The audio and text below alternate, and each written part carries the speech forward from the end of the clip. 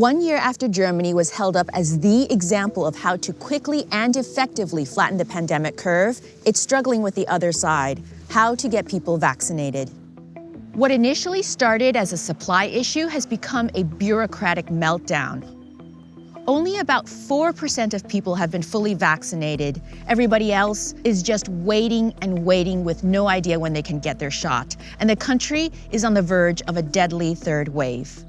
There's this term impfneid, which means vaccine envy, when your friends have been vaccinated and you haven't. Rebecca Stewart has lived in Berlin for 30 years. She's 67 and has diabetes, making her high priority for getting the vaccine. I am eligible to get the vaccine, theoretically. However, the institution that is now issuing these vaccinations does not actually have access to people's medical data. They only have access to the billing data from doctors, so they won't know which group you're in. You must feel really frustrated. I'm extremely frustrated. In terms of COVID-19 vaccinations, if the Berlin government were an individual, you would legitimately wonder how they managed to get out of bed in the morning and tie their shoelaces. It's compounded by the fact that a lot of Germans don't want to take the AstraZeneca vaccine because they read Facebook and think it doesn't work. AstraZeneca's vaccine has been declared safe and effective more than once, but information about it here has been unclear and at times outright misleading.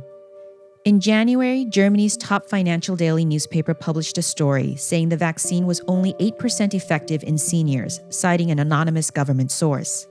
Even after that was disproven, some centers closed because of fears that the vaccine led to blood clots, something the EU has since said is not true. We're outside Berlin's former airport where they are distributing the AstraZeneca vaccine. We asked to go inside, but they said no, so this is the closest we can get. Now, we've seen a few people go in and out, but we know that there are thousands of appointments available every day, but many of them are going unattended. So far, Germany has received over 3 million doses of AstraZeneca, but it's only administered about half of those. Theresa Lahn and Maximilian Ritter just got 2 of them. Why do you think people are hesitant about the AstraZeneca vaccine? There's a lot of bad press about it, I think. There were stories about people getting, they can't use their body half any longer, that they have medical issues suddenly. But now there are new studies that show that the AstraZeneca is just as good as the BioNTech. We are quite happy to get the AstraZeneca.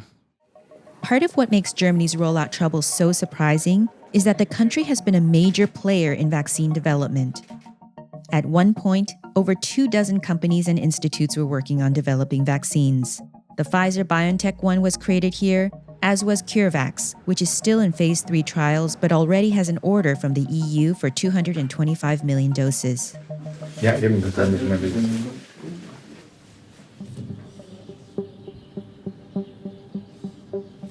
Passt. Gut. Super. Karim Neely is a participant in CureVac's trials. In Germany, there seems to be a lot of frustration about how the vaccine distribution and rollout has been slow. What do you think about that? I mean, we are slow. That's not the question, really. The question is, how can we get faster? And it's clear that, that every day when you're not doing this, then some people will die. Professor Peter Kremsner is a top expert in infectious diseases and is leading the trials. Why are you in phase 3 trials now? Was there a reason for some of the delays? Because the BioNTech and the Moderna vaccines have come out for quite a number of months already. That is true. I guess there will be another maybe 2 to 3 to 4 to 5, which may be registered before the CureVac vaccine, but we are still in the top 10, so to say. This is not too bad for a very little company in the Swabian Alp. There's a lot to be proud about, and yet the inability of the government to do a successful rollout. Does that feel frustrating for you as a scientist to see that?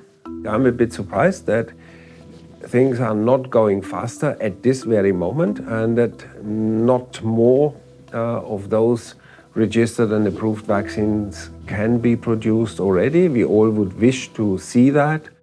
Kremsner believes CureVac taking more time has led to a better vaccine. one that can be stored in a standard refrigerator, making logistics easier. And he thinks rushing it comes with risks. It was very fast, as it was done in Great Britain and in the USA, and even much faster in China and in Russia. In the end, yeah, it's like in a football match. If you win, everybody says it doesn't matter, you've won. And this is how it is. But it could have been also wrong decisions to be so quick and, yeah, probably not so careful, certainly not so careful as usually. But that's hardly any consolation for Stuart, who's worried and waited for so long. The entire EU actually approved the BioNTech vaccine no less than 10 days after the United States approved it.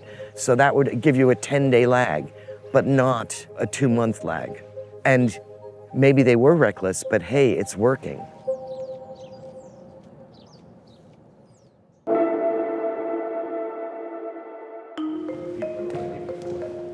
For those who understand how new viruses appear, this must have been something you've been waiting for. This is true, but then when it comes, we are unprepared in many grounds, but altogether I think it went very well, and especially the vaccine side is wonderful, and only within 1 year. The CureVac vaccine is an mRNA vaccine where the sequence of the mRNA of the S antigen is used directly from the SARS coronavirus 2 and is put into an envelope of lipids. And this is what we inject in the muscle of human beings. And there it is simulating the virus, so to say, and immune response of the body. To what extent will the CureVac vaccine be able to be efficacious against the new variations that we're seeing out there?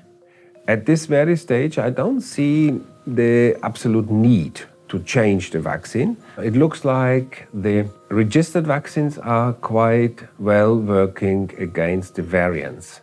And if there would be problems, then it is possible to make new vaccines. And we shall see whether we end up there where we do with the influenza vaccines, where we have to have every year another vaccine.